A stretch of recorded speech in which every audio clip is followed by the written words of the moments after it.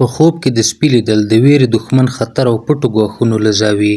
تصور وکړه شپه د خاموشي ده، ته په خوب کې روان یې، خو ناڅاپه یو غږ اورې د غاړې له شا څخه د سپي غپار. ستا زړه تیزکې وهي، پښې دې درنې شي او چې ته شاته وګورې سپی دې شاته وي. خو دا عادي سپی نه دی، د هغه سترګې سرې دي، غوږونه یې جګ ولاړ دي او غاښونه یې ښکاري. دلته پوښتنه پیدا کېږي دا خوب څه معنا لري؟ آیا دا یوازې یو عادي خوب دی که یو پټ خبرداری؟ نننۍ کیسه یوازې تعبیر نه دی، دا د انسان د ژوند دښمنانو، پټو خطرونو او هغو خلکو کیسه ده چې په مسکا کې زهر لري. سپی د خوبونو په نړۍ کې ولې خطر ګڼل کیږي؟ په ډیرو لرغونو تعبیرونو کې سپی تل د وفادارۍ نښه نه ده. په ځانګړي ډول کله چې سپی په خوب کې غپا کوي، برید کوي یا ویرونکی ښکاري. پخوانیو مفسرینو ویلي سپی په خوب کې هغه انسان ته اشاره کوي چې کمزوری ښکاري خو د ضرر نیت لري. یعنې دا هغه دښمن دی چې ښکاره زور نه لري خو په پټه ژبه تهمت، حسد او دوکې سره تا وهي. که سپی په خوب کې درپسې منډې وهي دا تر ټولو خطرناک تعبیر لري. که ته په خوب کې وینې سپی درپسې منډې وهي، ته تښتې، زړه دې له ویرې ډک وي، نو دا معنا لري یو څوک په حقیقي ژوند کې ستا پسې روان دی، نه د مرستې لپاره بلکې د زیان لپاره. دا کیدای شي حسود، خپلوان، جعلي ملګري، همکار چې ستا مقام غواړي، یا هغه څوک چې ستا بد غواړي خو مخامخ نه ښکاري.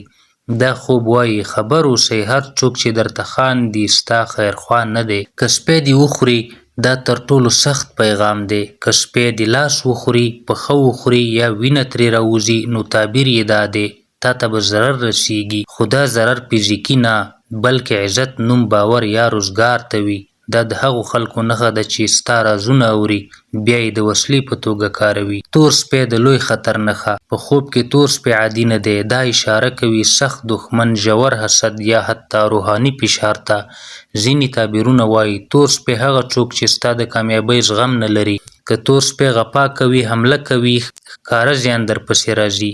دوامداره خطر. د سپي غپا ولې مهم دي؟ غپا کول یوازې غږ نه دی.